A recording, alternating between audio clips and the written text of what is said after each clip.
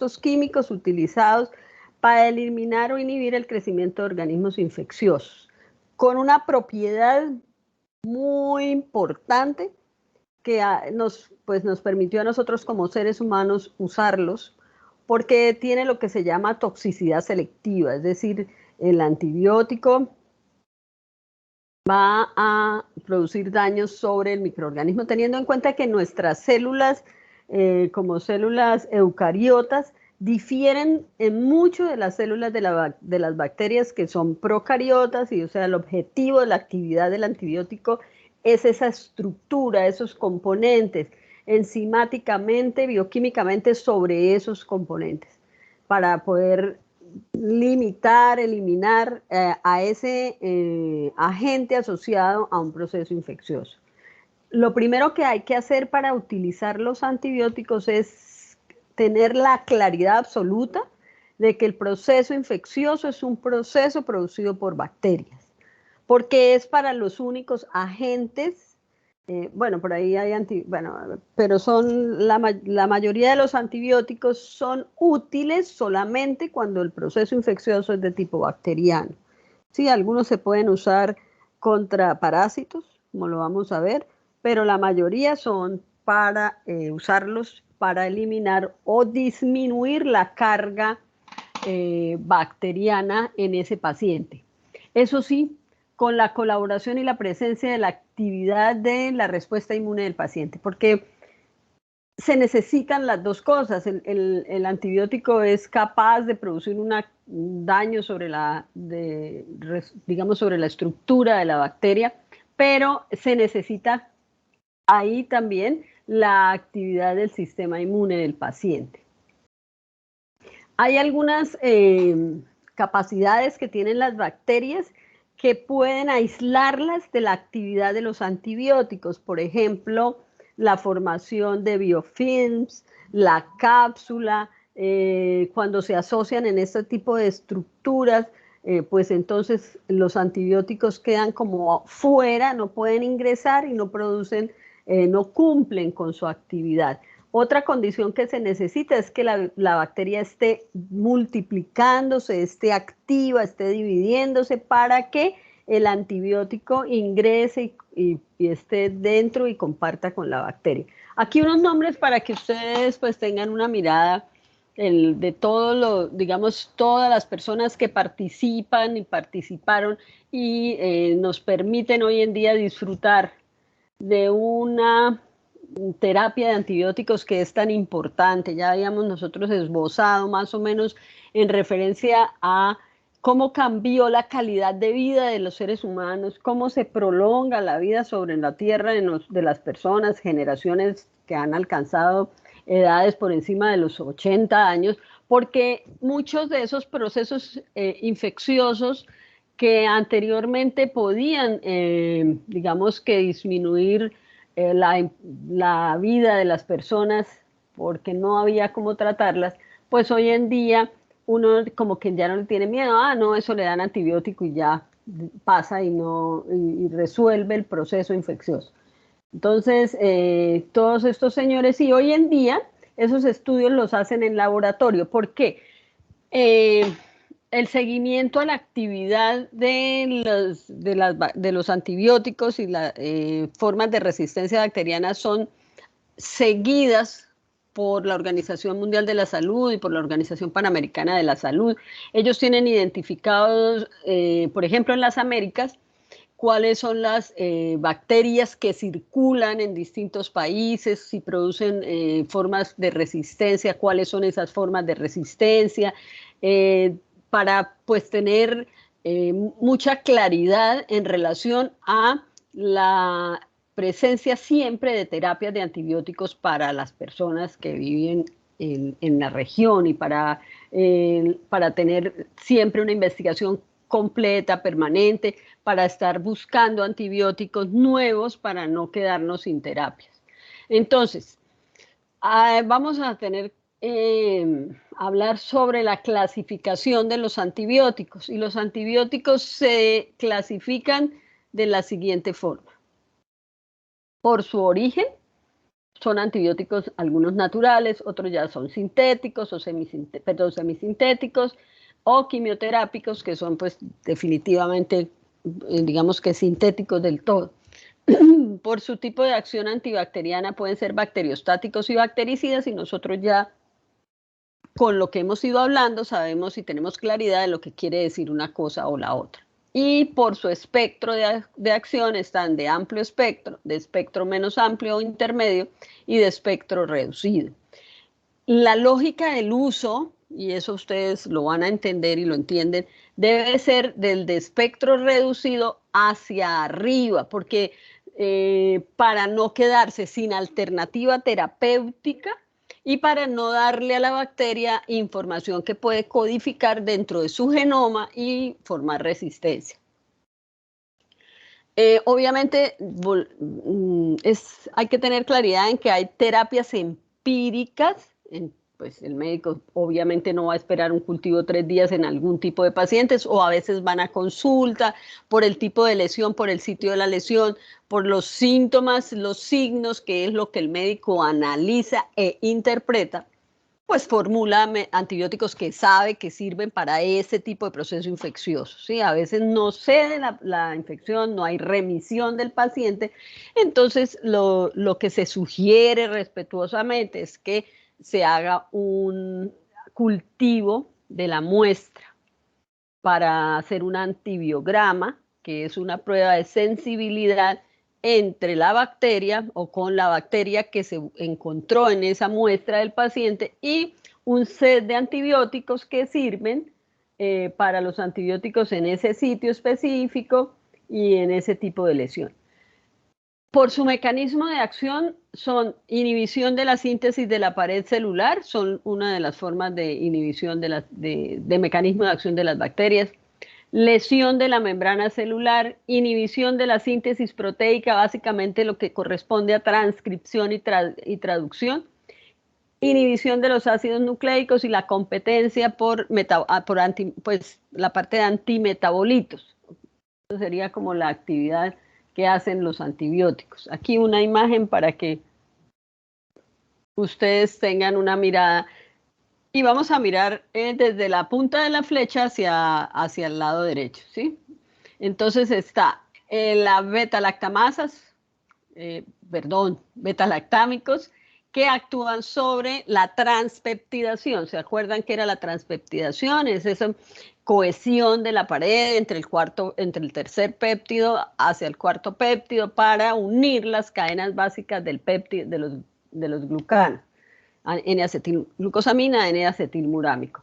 Ahí también están los glucopéptidos y los nitrofuranos. Los glucopéptidos es la vancomicina, que actúan en la parte inicial de la transpeptidación, pero también lo que hacen es lesionar la pared. Están los que trabajan en la síntesis de proteínas y alcanzan ahí a ver el ribosoma de las bacterias, fracción 50 y 30S para un peso de 70. Aminoglucósidos como las tetraciclinas, también están los cloranfenicoles, los macrólidos,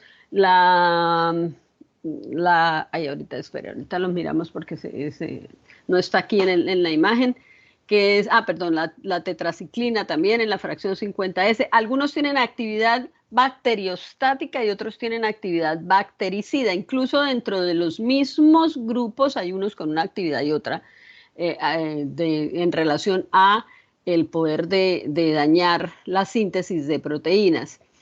Están los que actúan sobre la parte de la síntesis de material genético nuevo, como las sulfas, el trimethoprim sulfametoxazol, las quinolonas, la rifampicina o rifamicinas, todos esos. Y nosotros hablamos que para que exista este súper enrollado o para que se desenrolle y vuelva a enrollarse son topoisomerasas, las que trabajan y demás, y los antibióticos lo que hacen es reemplazarlas en su proceso de actividad. Eso es una imagen ahí como para que tengan presente qué es lo que sucede. Bueno, ¿qué es toxicidad selectiva? Es lo que indica que el fármaco es nocivo para un parásito, y hablamos de parásito, es el que está viviendo de unas células para su beneficio y dañando las células. O sea, las bacterias parasitan tejidos y producen procesos de enfermedad.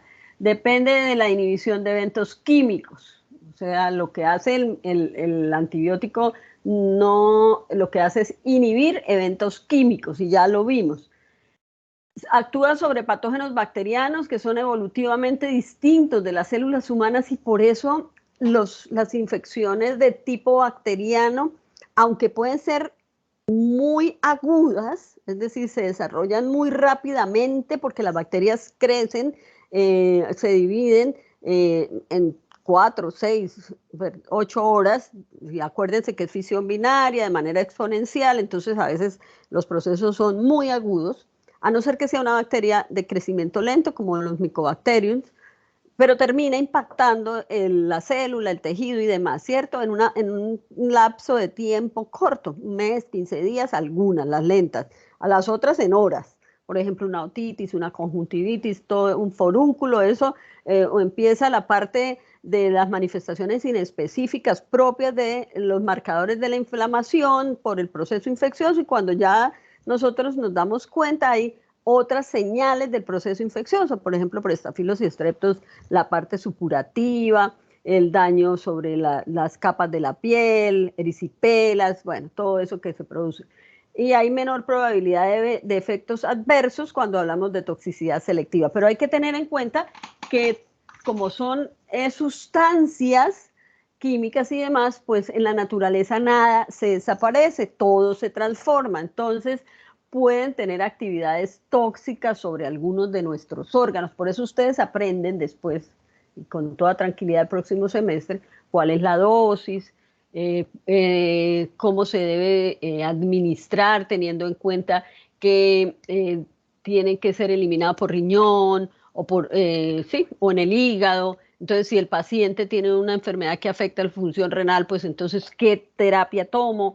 Si afecta la función hepática, cuál es la alternativa terapéutica para ese tipo de pacientes. Todo eso lo van ustedes a analizar después, cuánta dosis puede tolerar un paciente en determinada, y por eso es que eso lo determinan en investigaciones y demás. A veces hay terapias de antibióticos que es una pastilla, como la citromicina, otros cada 6, cada 8, cada 12. ¿Eso para qué? Para que en ese tiempo haya una concentración máxima en el pico del antibiótico, porque la bacteria se va a multiplicar en más o menos ese número de horas, de tal forma que cuando llegue la nueva progenie de bacteria encuentre el antibiótico y sea eliminada. Teniendo la mirada puesta en que las bacterias que se mueren primero son las bacterias que son sensibles a la actividad del antibiótico. Nos van a quedar probablemente remanentes de bacterias que son resistentes al antibiótico. Entonces, por eso es que ustedes dan 8 días, 4 días, 5 días. Esa es otra cosa que contemplan ustedes en la terapéutica y uso de los antibióticos. Se pueden usar para bacterias, para hongos y protozoos y para helmintos, estos mismos medicamentos, ¿sí? La desventaja, por ejemplo, con los hongos y los protozoos, con los hongos es que son células eucariotas, y por eso los tratamientos a veces pareciese que el paciente no estuviera resolviendo su proceso de enfermedad. Ya cuando hablamos de virus no nos sirve nada de esto, ¿sí? Por eso es inocuo utilizar antibióticos cuando la sospecha es de un virus el que está asociado al proceso infeccioso. ¿Cuándo es válido? Cuando pues el virus, por ejemplo, los virus respiratorios, lo que hace en ocasiones es vulnerar las barreras anatómicas de defensas nuestras con su proceso infeccioso, y eso nos deja expuestos a una coinfección con bacterias. Entonces, en ese caso, pero no como profilaxis, sino ya cuando definitivamente hay manifestación del proceso infeccioso bacteriano. ¿Listo? Bueno, ¿quiénes son? Entonces dijimos que por su mecanismo de acción, que por su mecanismo de acción tenemos los que inhiben la síntesis de la pared celular. ¿Qué es lo que tenemos que aprender en este semestre? ¿Cuáles son los grupos grandes de antibióticos? Es decir, no vamos a hablar de todas y cada una de las penicilinas porque eso les va a tocar del semestre entrante en adelante. Lo que buscamos en este curso es que ustedes sepan por grupos a dónde trabajan. Me explico, las penicilinas, dónde es su mecanismo de acción, pero lo que hace es inhibir la síntesis de la pared celular. Cuando les digo penicilinas es porque la penicilina tiene un anillo que se puede manejar y le han dado ahí otros componentes, le han puesto para hacerlo resistente a esos eventos que hacen las bacterias para dañar el antibiótico, para defenderse ellas del antibiótico. Entonces está la etionamida, las penicilinas, las cefalosporinas, los cefamicinas, los carbapenens y los monobactámicos. Esos son beta-lactámicos, ¿sí? O sea, dañan el anillo, dañan la pared, inhiben la transpeptidación. Y está la vancomicina, que es un glucopéptido, la bacitracina, isoniazida y cicloserina. Todos esos inhiben la síntesis de la pared. Están Profe, los que... Señora. ¿puede repetir el nombre de los que inhiben la pared, por favor? La síntesis de pared, todos... ¿Ustedes no están viendo la imagen? Sí, no, profe, sino que ahorita mencionó los... Ok. Lo que pasa es que antes de los que están por encima de la vancomicina son beta-lactámicos, ¿sí? La vancomicina no es un beta-lactámico, es un glucopéptido, pero inhibe la síntesis de pared en el punto de inicio de la transpeptidación. Entran los beta-lactámicos, que son etionamida, penicilina, cefalosporina, cefamicina y carbapenen, y monobactámicos, esos sí son beta-lactámicos, ¿ok? ¿Sí? O sea, en la parte final de la transpeptidación. ¿Profe? Señor. Entonces los que están abajo de la vancomicina serían glucopéptidos. La bacitracina, no. Isoniazida y cicloserina. La vancomicina es un glucopéptido, ¿ok? ¿Listo? Solo la vancomicina, ahí. ¿Listo? Sí, pero son todos inhibidores de la síntesis de proteína, de la síntesis de pared. ¿Listo? ¿Sí? Sí, señora. Bueno. Entonces, alteración de la membrana celular, las polimixinas, por ahí polimixina B, todo eso, ¿ok? Y la inhibición de la síntesis de proteínas son aminoglucósidos, tetraciclina, cloranfenicol, macrólidos y clindamicinas. En aminoglucósidos hay varios, en tetraciclinas también, tetraciclina es una sola, pero hay de distinto tamaño, de vida media, vida corta, vida larga, y ya lo vamos a ver, ¿ok? Pero esto es parte de la acción, de los mecanismos de acción. Están inhibición de la síntesis de ácidos nucleicos, está la rifampicina, las quinolonas, que son varios antibióticos ahí en ese grupo de las quinolonas, y está el trimetoprim y la dapsona. Esos están ahí como antimetabolitos, las sulfonamidas, trimetoprim y dapsona. El metronidazol es más conocido como esos antibióticos que se usan o esas terapias que se usan para los protozoarios, ¿sí? Los parásitos, pero resultaron muy eficientes para inhibir bacterias anaerobias.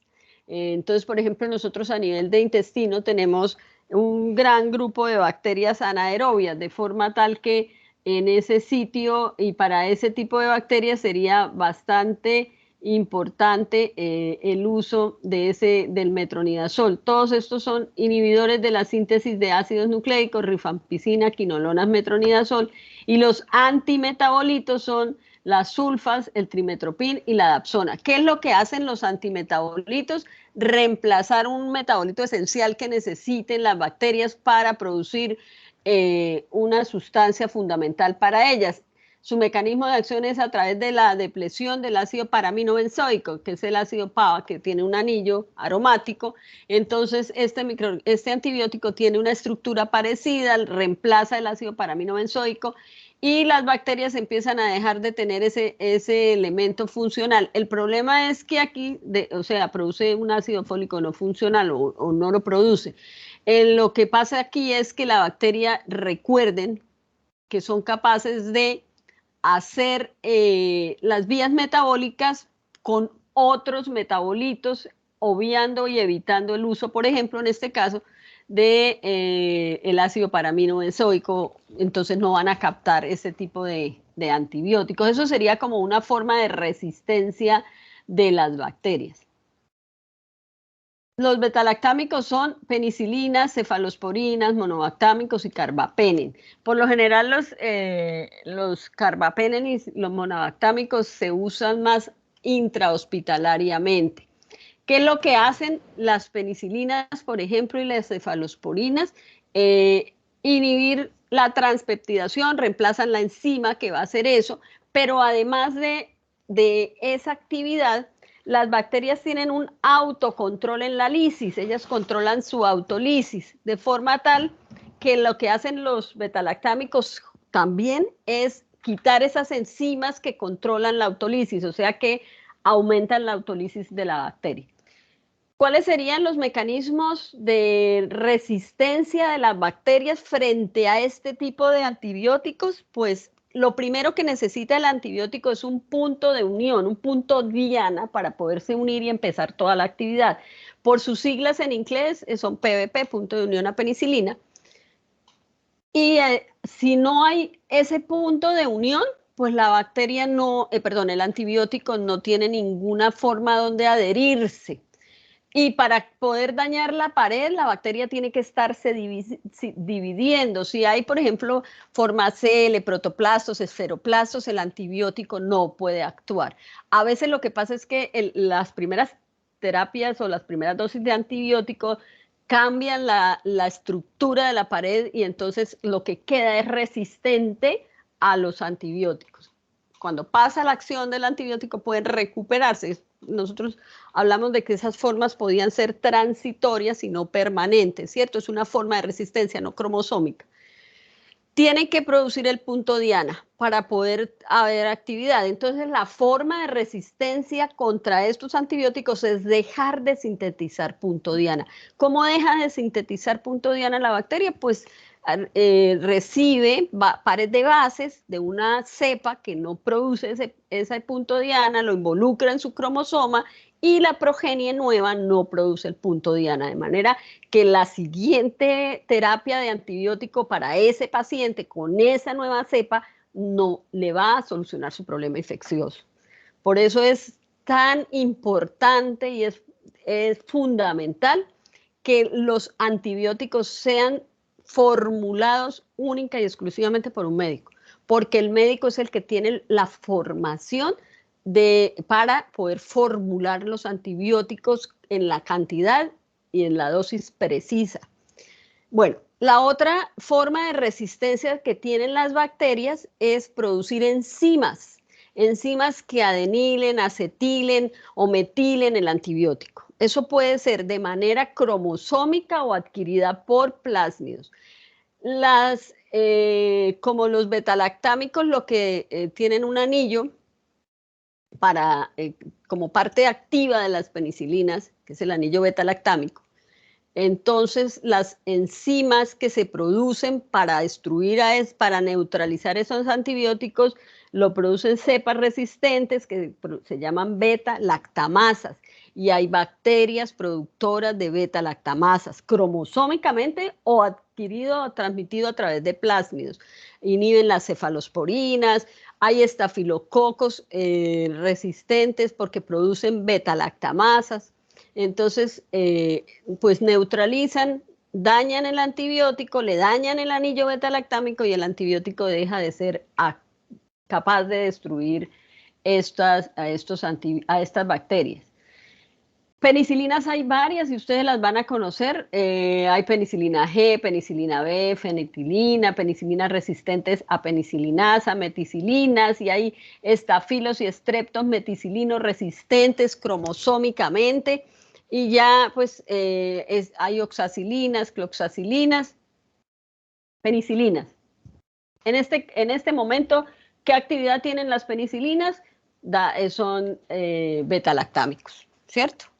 Eso es lo que tenemos que tener claridad en eso. Esa es la forma de actividad de las penicilinas. ¿Qué otra actividad tienen? Pues lisar la bacteria, ¿cierto? Porque la bacteria deja de tener control sobre su autolisis. Esos serían como los dos mecanismos que se complementan para dañar la bacteria, para destruirla.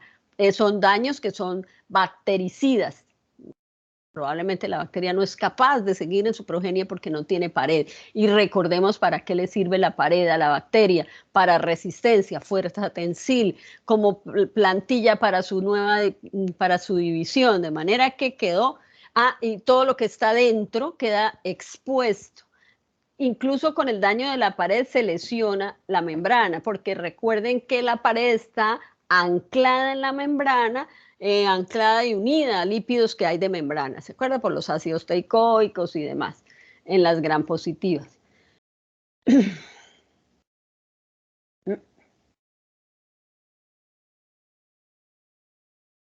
Ups. Bueno, aminopenicilinas, pues ahí se las pongo para que pues más o menos tengan una mirada, pero quiero que se fijen en el centro, que hay penicilina antiseudomónica. Hay todas las demás, pues para todos los, para gram positivos, para gram negativos, bueno. La penicilina antiseudomónica, o sea, hay una penicilina específica para esa bacteria que se llama Pseudomonas. ¿Por qué tuvo que hacerse? Porque la bacteria tiene gran cantidad de sitios de unión a plásmidos, de manera tal que tiene la capacidad de generar una gran cantidad de resistencia a la mayoría de las terapias con antibióticos. Entonces ha tenido que ir buscando terapias alternativas para eliminarlas, sobre todo que tiene otra grandísima complicación, que por lo general las infecciones con pseudomonas son adquiridas intrahospitalariamente.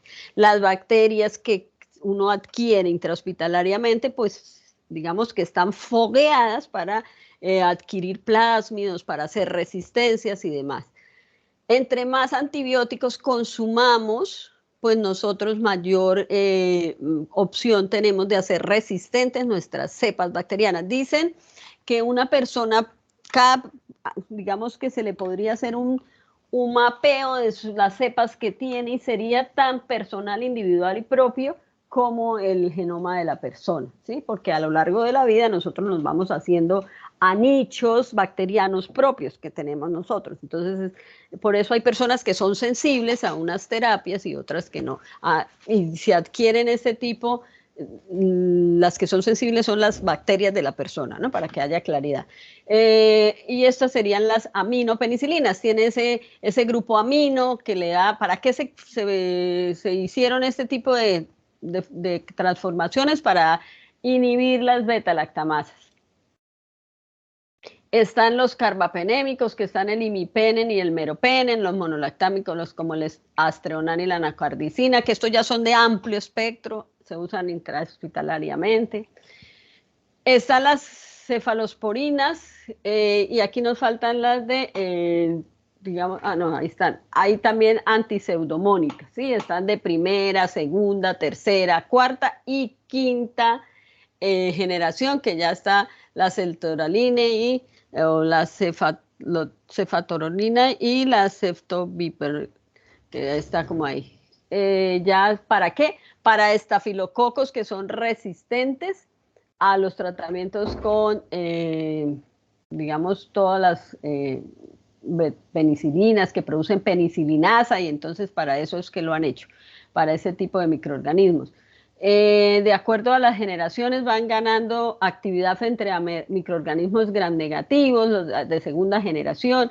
Algunos la van perdiendo frente a gram positivos, y las de cuarta y quinta generación, que son las que mejoran el comportamiento en relación al principal factor de resistencia, que es la beta-lactamasa, porque pues digamos que ese tipo de enzimas neutralizan este tipo de antibióticos.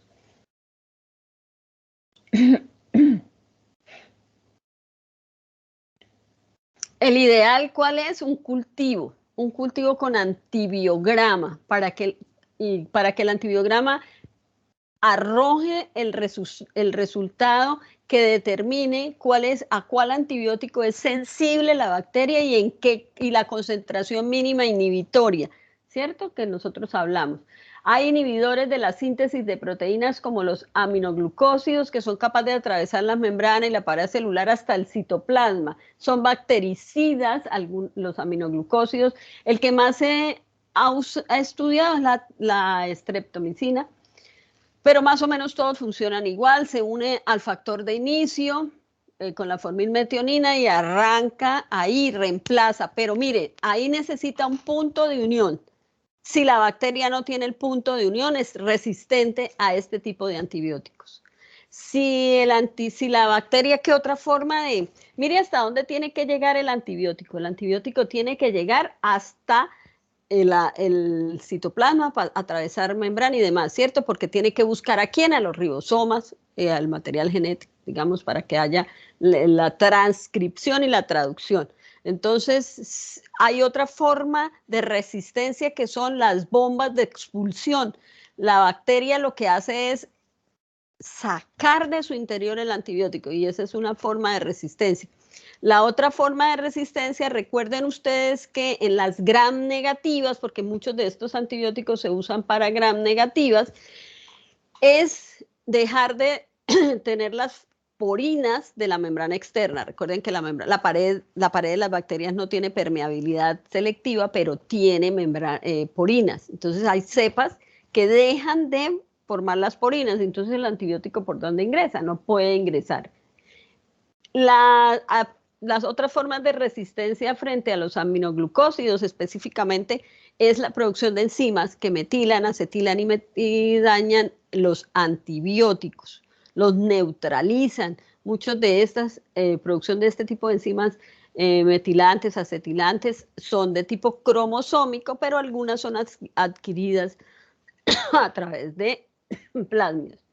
Hay de primera generación, y ahí hay muchos que ustedes habrán oído, que son la neomicina, la streptomicina, la kanamicina, la paramucina, la espectinomicina.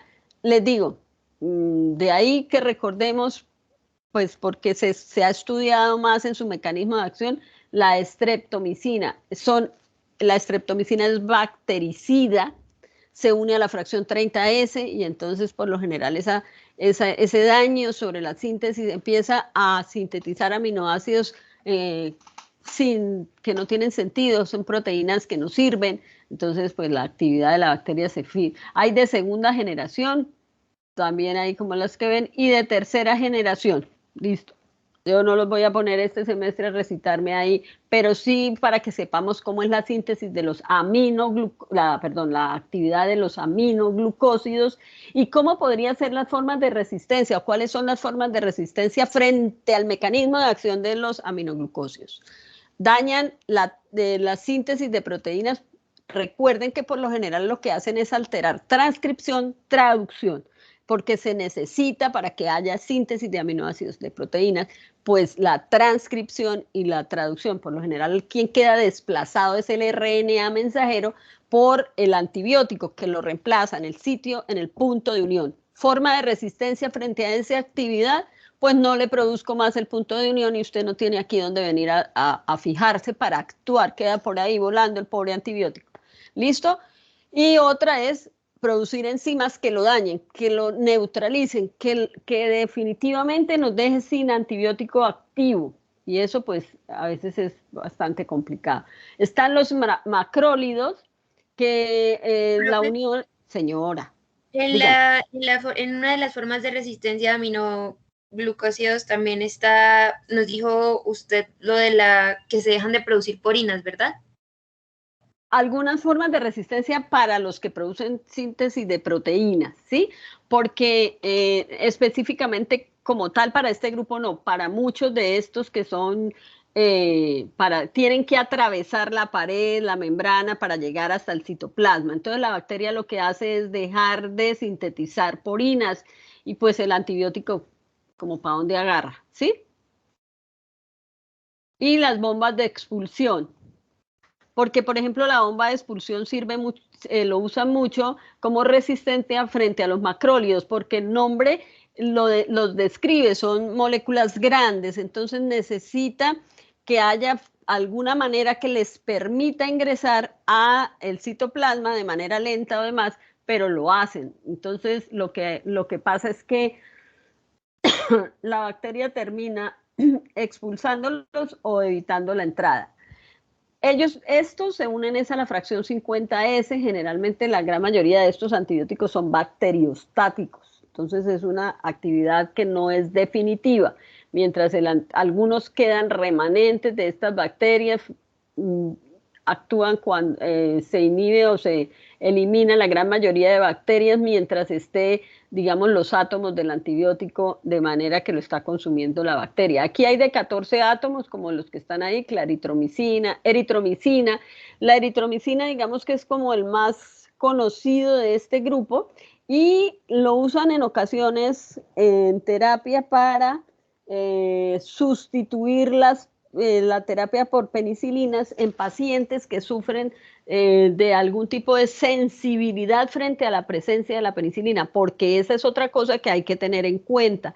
Uno puede tener algún tipo de sensibilidad o hipersensibilidad frente a las penicilinas y hay mucha gente que no puede consumir penicilina, entonces tienen que hacer una prueba para ver si la persona es o no sensible a la penicilina y si no, pues toman una terapia alternativa con un derivado para ver si hay pues lesiones.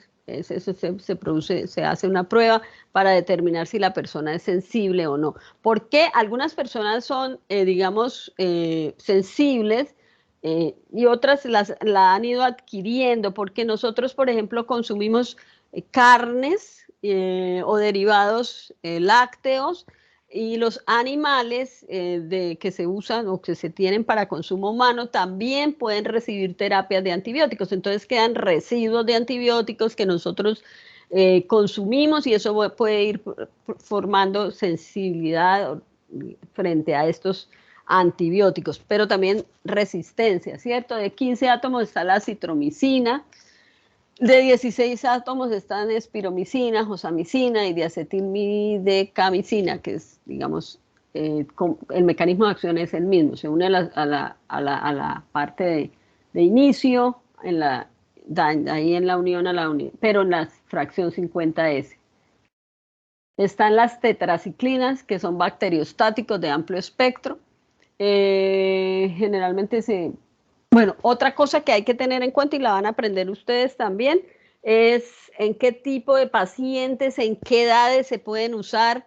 En las mujeres embarazadas ya hay antibióticos que no se pueden usar porque pueden afectar al producto del embarazo. Algunos dejan manchas en los dientes, a otros son, digamos, teratogénicos, entonces tienen que usar otros antibióticos. ¿Eso por qué? Porque los antibióticos pueden tener efectos secundarios. La micacina, por ejemplo, es ototóxica, hay otros que son hepatotóxicos, nefrotóxicos. Entonces, por eso es que ustedes perfectamente en su formación aprenden a determinar cuáles y en qué tipo de pacientes se usan y en qué cantidades. Este bloquea la unión del ARN de transcripción a la subunidad ribosómica 30S. Existen tetraciclinas de vida media corta, de vida media intermedia y de vida media larga. Ahí ya pues de acuerdo también al resultado del antibiograma y a la experticia que ustedes adquieren para el uso de antibióticos. Pero, ¿qué es la tetraciclina? Un antibiótico que inhibe la síntesis de proteínas de manera no definitiva, no es bactericida, sino bacteriostático. Están los cloranfenicoles, que lo que hacen es unirse a la subunidad 50S para el bloqueo de la formación de enlaces peptídicos, la clindamicina, que unión a los ribosomas 50S inhibe la peptidiltransferasa, en la unión del complejo aminosil-acetil-ARN de transcripción. Hay antibióticos inhibidores de la síntesis de ácidos nucleicos, y entonces están esos que inhiben las enzimas que se presentan en el proceso de síntesis de ácidos nucleicos, para que digamos, se haga toda la separación y demás de cadenas, tanto de DNA como de RNA. Hay bacterianos provocando que este proceso se detenga. Entonces, no hay nueva cadena.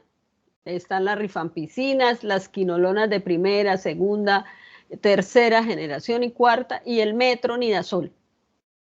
Los metronidazoles ya, pues digamos que las primeras terapias que se usaron fue para los protozoarios, sí, amebas, pero pues dio un gran resultado. Había una señora con algún tipo de infección a nivel del abdomen y no cedía la infección.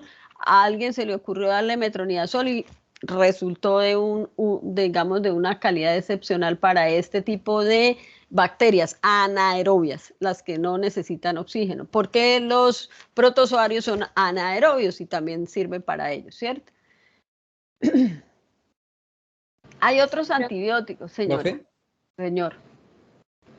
Dígame. No, si quiere que hable ella primero y ya. A ver. Dígame. La oigo.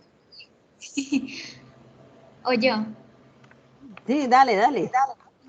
Profe. No, yo solo le iba a decir, profe, que bueno, estos antibióticos tienen su efecto también en las mitocondrias, ¿no? Porque, bueno, es como personal, pero a mí me dio celulitis infecciosa y llegó al punto que me tuvieron que dar Truxa, que es levofloxacino, que hace parte de este tipo de antibióticos, y me dio disfunción mitocondrial. Entonces, como que ese es el peligro de estos antibióticos. Obvio, sí, señora. Por eso les digo, todos estos medicamentos tienen un efecto secundario. Por eso, digamos, no, como en la naturaleza nada se desaparece, todo se transforma en otros metabolitos, ¿cierto? No en la unidad funcional primera que uno recibe, sino que digamos, se va descomponiendo en otros metabolitos, pues entonces, por eso es que hay que tener tanto cuidado. Por eso es el médico el que tiene que, de acuerdo a la sintomatología, al sitio de la lesión, al tipo de paciente y de acuerdo a esos resultados de todas las opciones paraclínicas que tiene el médico. Y en el caso específico de los antibióticos, existen los antibiogramas para evitar efectos secundarios. Claro, por ejemplo, lo que les decía, la amicacina puede producir disminución, hipoacusia o daño del oído. Bueno, aquí viene otra cosa que tiene que también el criterio médico tener en cuenta, porque a veces sí hay efectos secundarios, pero ¿y entonces yo qué hago con el paciente si no hay una terapia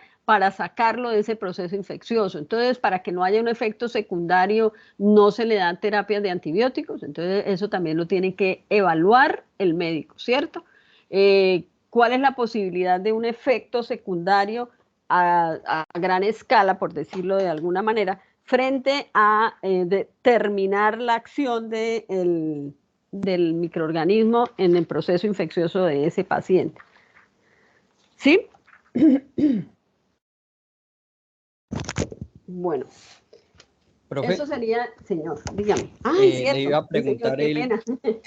tranquila, le iba a preguntar en caso de los antibióticos que son para las bacterias anaeróbicas. Este tipo de antibiótico se puede usar por lo menos para los cocos gram positivos. Pero es que usted tiene otra opción menos para cocos gram positivos puede usar penicilinas, cefalosporinas, puede usar otro tipo de... Lo que pasa es que, por ejemplo, anaerobios en cavidad abdominal, hay una gran cantidad de microorganismos anaerobios. Por ejemplo, incluso también hay enterococos, porque algunas de las otras opciones terapéuticas con penicilinas, cefalosporinas y demás, por lo general no son eficaces frente al enterococo, entonces pueden usar otro tipo de antibióticos. Les digo, el ideal es un antibiograma, pero ustedes aprenden de acuerdo al sitio de la infección a utilizar en primera instancia terapias empíricas, porque pues si su paciente llega con un caso grave infeccioso, no va a esperar usted 3 días para empezar terapia de antibióticos, ¿sí? Pero para los cocos gram positivos, en primera instancia, pues cefalosporinas de primera generación, penicilinas, aminopenicilinas, o incluso algunos de los que están usando para síntesis de ácidos, de proteínas, ¿ok? Sí, profe, es que lo digo más que todo por los estreptococos y estafilococos que pues ellos están en la microbiota normalmente, entonces yo diría que pues este tipo de antibiótico podría dañar ese efecto fisiológico porque ellos en algún momento pueden volverse patógenos, ¿no? Entonces... Sí, de hecho se vuelven patógenos cuando se rompe digamos, el control el equilibrio de la simbiosis entre ellos y nosotros. Pero por ejemplo, los estafilos en la gran mayoría son aerobios, ¿no? Digamos, en cambio los estreptos sí, algunos pueden ser anaerobios, y ahí dentro de los estreptos están los gamma hemolíticos, que son los enterococos. De hecho, ya los enterococos los consideran un grupo, digamos, aparte, pero para ellos, pues, en primera opción, no sé si, bueno, la otra... opción terapéutica es utilizar más de un antibiótico, ¿ok? Y ahí tienen que tener en cuenta si no se inhiben el uno con el otro, si se pueden usar. ¿Por qué? Porque la otra cosa que hay que tener en cuenta es que los pHs de los sitios donde van a trabajar el antibiótico, si el antibiótico es capaz de permear ese tejido, porque si usted necesita el antibiótico para las vías urinarias, pues tiene que ser un antibiótico que trabaje a ese pH, en ese ácido, en ese sitio anatómico. Si lo necesita, que pase la barrera hematoencefálica, porque la infección de su paciente es a nivel del sistema nervioso central, pues tiene que buscar el antibiótico que sea capaz de pasar la barrera hematoencefálica, y no todos los antibióticos pasan la barrera hematoencefálica, en ese sentido. Pero los cocos, obviamente, las infecciones que nosotros sufrimos a nivel de piel, de mucosas, pero además otra cosa, los cocos pueden alcanzar casi todos los sitios anatómicos, ¿sí? Bien sea por contigüidad o por extensión por vía hematógena o linfática. Entonces, pues digamos, a nivel de piel, en primera instancia serían unas terapias tópicas, pero por eso les digo, de la parte de terapéutica específica contra algunos, pues dejémoslo para después. En digamos que lo que nos corresponde para son, digamos, lo que es mecanismos de acción, sitio de unión, todo eso, ¿ok? Listo, profe, gracias. Bueno. Hay otros antibióticos como los glucopéptidos, que es la teicoplanina y la vancomicina, los polipéptidos como la bacitracina, la capreomicina, la polimixina B, las sulfonamidas, hay unas de uso sistémico, como son la sulfametoxazol, con el trimetoprim, porque hay, si ustedes encuentran por ahí, trimetoprim, sulfametoxazol, y de uso tópico, como son las sulfadiazinas y las argénticas. Hay otras bacterias que requieren terapéuticas propias y especiales de acuerdo a su composición. Por ejemplo, los Mycobacterium, para tener en cuenta, los Mycobacterium son bacterias de crecimiento lento con una composición de pared muy diferente a otro grupo de bacterias, porque tienen ácidos micólicos y ceras, y entonces eso los hace resistentes a gran cantidad de antibióticos.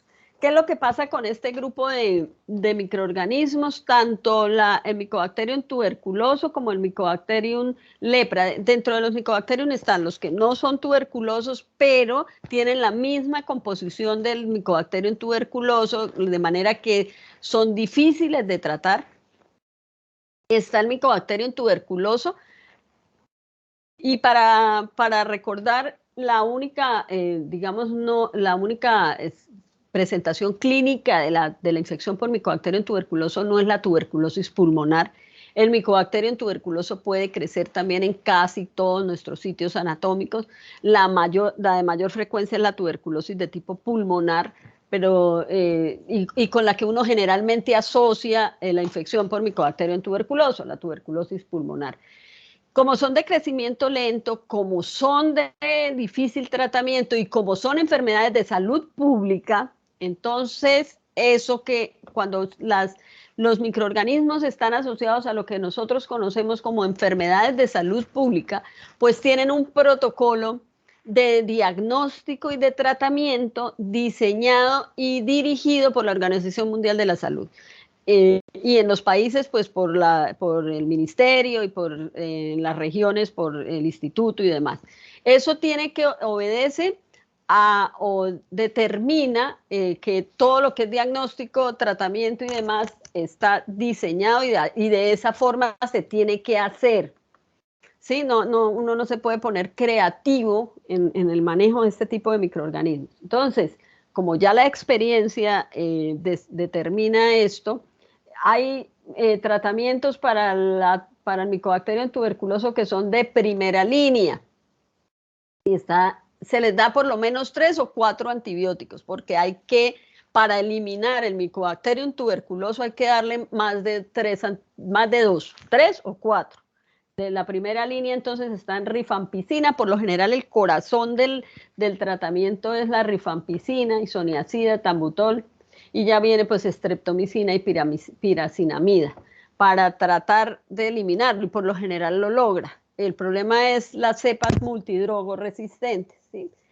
Entonces, si esa primera línea no sirve, entonces hay una segunda línea, namicacina, cicloserina, biomicina y capreomicina. El gran problema es que tienen efectos secundarios, pero bueno, ahí volvemos a lo mismo. Si no cede a la primera línea, pues hay que usar la segunda línea. ¿Cuál es el problema con estos antibióticos? ¿Por qué la bacteria se comporta de esa manera? Mire que nosotros estamos a estas alturas del siglo XXI y deberíamos haber podido eliminar una infección de tipo pues como esta, pero al contrario, estamos enfrentados a la dificultad de la terapéutica para estos microorganismos, probablemente por el abandono de los tratamientos, por la forma de la relación de patogénesis y de la historia de la enfermedad en los hospederos, la pobreza, la migración, todo eso pues se ha asociado a este tipo, bueno, y el VIH, a este tipo. Bueno, entonces hay de primera línea, de segunda línea, y aquí pues los de primera línea y se hace cultivo y pruebas de sensibilidad a ver si son sensibles. Hoy en día hay pruebas de biología molecular que identifican, además del genoma de la bacteria en la muestra que se está analizando, pues también identifica genes de resistencia a la rifampicina, ¿sí? Para ver para cambiarlo de una vez la terapéutica. Bueno, ay, ¿qué pasó aquí? Bueno, como ya vimos que algunas bacterias pueden producir beta-lactamasas, entonces hay antibióticos que son inhibidores de la beta-lactamasa, o sea, la neutralizan, la beta-lactamasa ya no va a hacer la actividad de dañar el anillo beta-lactámico y dañar la terapéutica. Generalmente se usan con otro antibiótico que dañe la pared. Entonces, ¿qué es lo que hace el inhibidor de beta-lactamasas como el sulbactam, el ácido clavulínico y el tazobactam?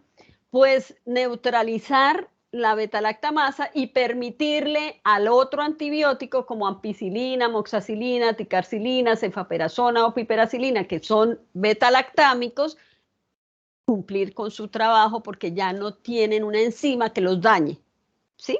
Entonces, pues para un daño, ¿cómo se ha logrado eso? Pues con investigación, con manipulación de los antibióticos, con manipulación de bacterias en laboratorio para ver comportamientos, resultados, pruebas y demás. Entonces, fíjense que hay para esa actividad de las bacterias, pues hay un neutralizador, un inhibidor de eso, pero debe ir conjugado con un antibiótico que termine la acción, o sea, son dos. Hay uno que va adelante, neutraliza la enzima y le permite al otro, bueno, siga usted y vaya dañe la pared de esta bacteria. También igual, las bacterias producen enzimas que neutralizan a las cefalosporinas, también algunas de forma cromosómica al mecanismo de acción por enzimas o adquiridas digamos, plásmidos. Y todas esas pruebas se hacen. Si alguno ha tenido la oportunidad de ver antibiogramas que hayan reportado por ahí, se van a dar cuenta que reportan si hay producción de beta-lactamasas en esa bacteria que se está identificando, si hay producción de BLEL, que son las otras enzimas que pueden neutralizar a los antibióticos, porque hay una mirada permanente frente a la posibilidad de resistencias de las bacterias, porque pues sería trágico que nosotros nos quedáramos sin tratamientos de antibióticos. Por eso deben ser tan controlado el uso de antibióticos. El problema en Colombia es que uno puede comprar antibióticos en una tienda, ¿sí? Entonces la persona se automedica. Yo creo que esta infección que tengo necesito tomar. El otro gran error es que para las gripas no sirven los antibióticos, porque las gripas, las infecciones son de tipo viral. Y para los virus no sirven los antibióticos, a no ser que después de la infección viral venga una coinfección bacteriana. Pero ¿quién determina eso? El médico, por la sintomatología. La otra cosa es que hay gente que va a las farmacias y entonces póngame no sé qué contra esto que tengo y le ponen entre vitaminas y cosas un antibiótico. Si para cada posible infección que tiene la persona, que cree que tiene, se administra antibiótico, ¿qué estamos haciendo? Pues dejando cepas resistentes, ¿cierto? Entonces, como formas de resistencias para ir como, digamos, concretando, inactivación del antibiótico por enzimas, modificaciones bacterianas que impiden la llegada del antibiótico al punto diana, alteración por parte de la bacteria de su punto diana, sistemas de expulsión activa del antimicrobiano, que es lo que se conoce como una especie de bomba expulsora, y falta de penetración del antibiótico a través de la membrana exterior, digamos, porque no hay por dónde ingresar. Me quitaron la puerta, ahora por dónde me meto yo, y entonces no hay cómo, no hay manera. ¿Listo? ¿Qué es un antibiograma?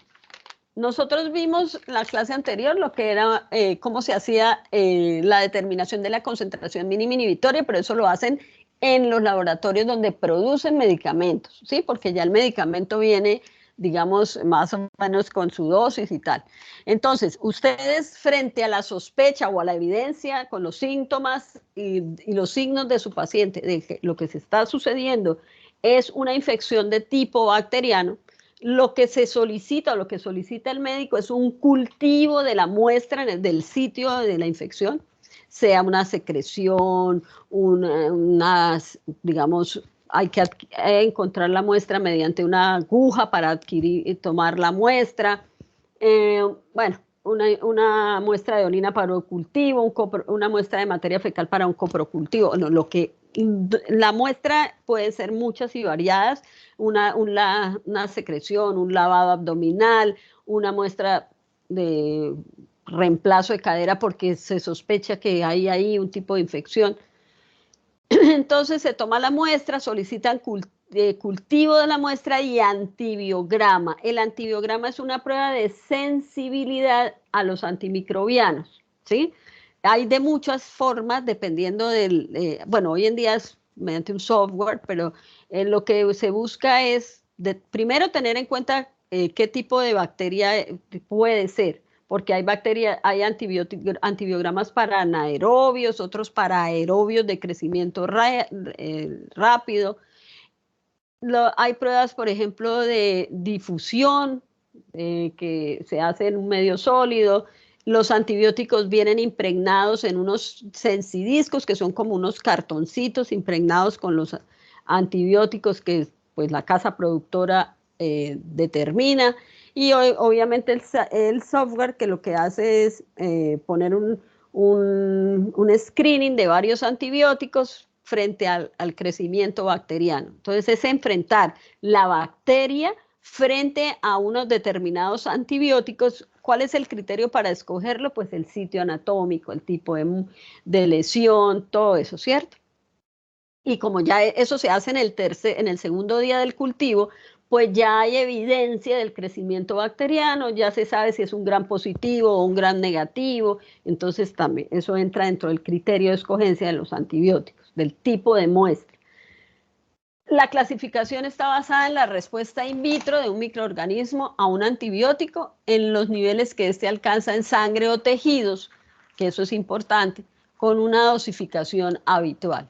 Entonces, cuando hablamos de sensible, cuando implica que una infección dada por la cepa en estudio puede ser tratada apropiadamente con la dosis de antibiótico recomendada para el tipo de infección y la especie infectante, a menos que hubieran contraindicaciones. Y ahí sí es criterio médico. Bueno, siempre es criterio médico. Porque a ustedes les va a llegar en el antibiograma la lista de antibióticos y una lista, digamos, lo que dice si a ese antibiótico es resistente y la cantidad, la concentración mínima inhibitoria. Entonces son como 3 columnas en los resultados, ¿cierto? Cuando hablamos de intermedio, es la categoría que incluye cepas que pueden ser inhibidas por concentraciones de antibiótico más elevadas. Entonces no es la misma cantidad de antibiótico al cual, digamos, es sensible la bacteria. Cuando hablamos de sensibilidad, son menor concentración, ¿sí? Podríamos estar hablando de 0,25 microgramos para sensible, y cuando ya hablamos de por encima de la unidad, 4 microgramos, entonces ahí estamos hablando de que la cepa esa es resistente. Son siempre que se pueda aumentar la dosis, entonces, por lo que les digo, generalmente hay que dejar como para jugar con la terapéutica, porque no se pueden quedar sin tratamiento. Siempre que se pueda aumentar la dosis, por ejemplo, betalactámicos, o que la droga se concentre fisiológicamente en el tejido infectado, por ejemplo, las quinolonas, los betalactámicos en orina. También indica que hay una zona buffer que debería evitar que pequeños factores técnicos difíciles de controlar causan mayores discrepancias de interpretación. Y definitivamente, cuando hablamos de resistente y a ustedes les reportan resistente, es cuando las cepas no son inhibidas por las concentraciones séricas normalmente alcanzadas a dosis habituales. Entonces, esa dosis habitual a esa cepa no le sirve. Entonces, esa cepa que tiene el paciente, dueño de esa muestra, no cede ante esas concentraciones y caen en el rango donde son comunes mecanismos específicos de resistencia microbiana, por ejemplo, betalactamasas, y que la eficacia clínica no ha sido comprobada. A veces se puede decir pues como inespecífico, ¿sí? Que como que no está ni aquí ni allá. Se utiliza para microorganismos que solo tienen categoría de interpretación sensible debido a la ausencia o a la rara aparición de cepas resistentes, como aquellos aislamientos con concentración mínimas inhibitorias mayores a los de inhibición menores al punto de corte, porque ahí se habla de un punto de corte. Se denominan no sensibles.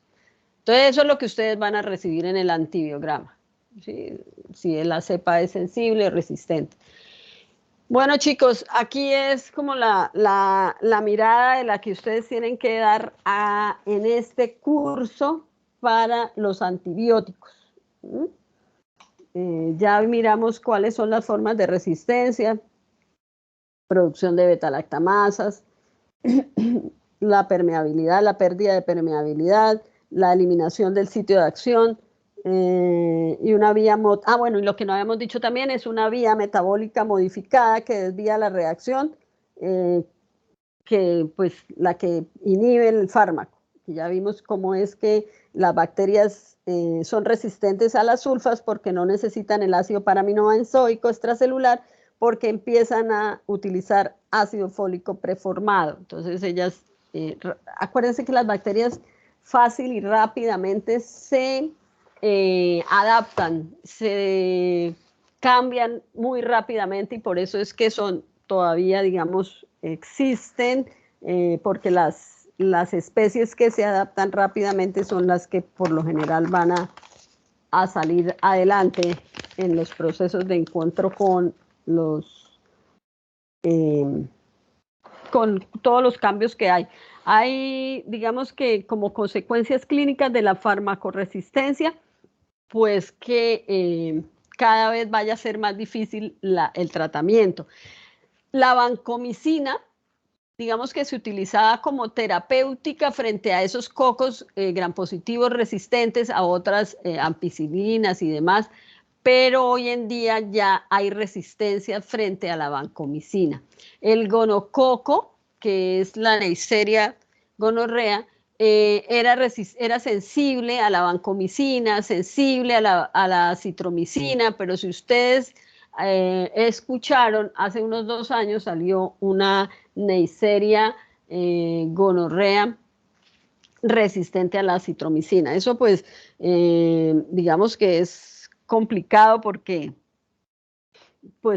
cada vez hay que escalonar hacia terapias de más amplio espectro, y entonces pues lo que vamos a aumentar es que vamos a ampliar las concentraciones mínimas inhibitorias para las terapias y las opciones de terapias nuevas con otros antibióticos, ¿no? Entonces, pues esto es difícil para los tratamientos. Por ejemplo, tratamientos para meningococo, que es la Neisseria meningitis, pues igual han ido perdiendo utilidad. Antibióticos que antes eran bastante útiles, como las sulfas y demás. Entonces, pues eso nos deja digamos, frente a terapias de más amplio espectro, más complicadas como fluoroquinolonas, y han surgido cepas resistentes a la rifampicina, que se utilizaba como profilaxis en contactos familiares y demás que están en contacto con pacientes enfermos con meningococo, ¿sí? Teniendo en cuenta que es una enfermedad que fácilmente se transmite, se produce la enfermedad muy rápidamente en los pacientes, porque pues crece muy rápidamente y se multiplica muy fácilmente. ¿Qué factores pueden modificar la actividad antimicrobiana? Están el pH ambiental, y hay que tener en cuenta que el pH necesario para algunos antibióticos son diferentes. Digamos, la estabilidad del fármaco a las temperaturas varían de acuerdo a la temperatura.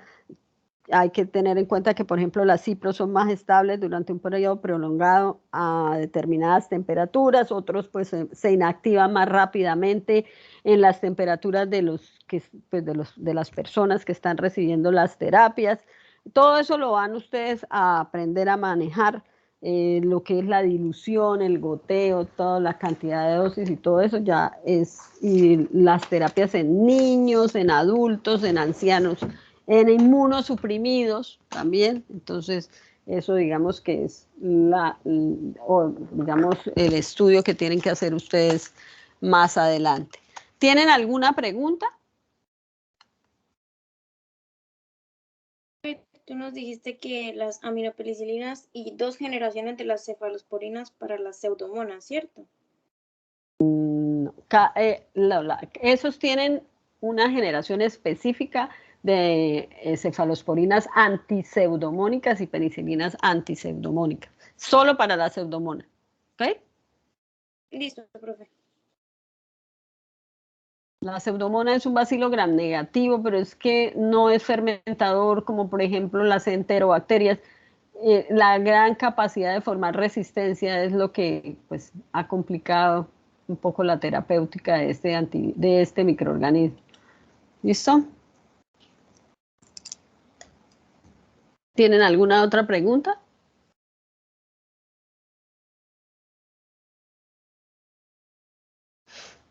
Bueno, chicos, entonces para nuestra próxima clase empezamos ya con cocos. Tenía una niña que tenía ¿es de este grupo un caso clínico de cocos? ¿O es del otro grupo? Creo que es del otro. Ah, bueno, listo. Bueno, niños. Gracias, profe. No, a ustedes, buena tarde. Bueno, Chao. muchas gracias.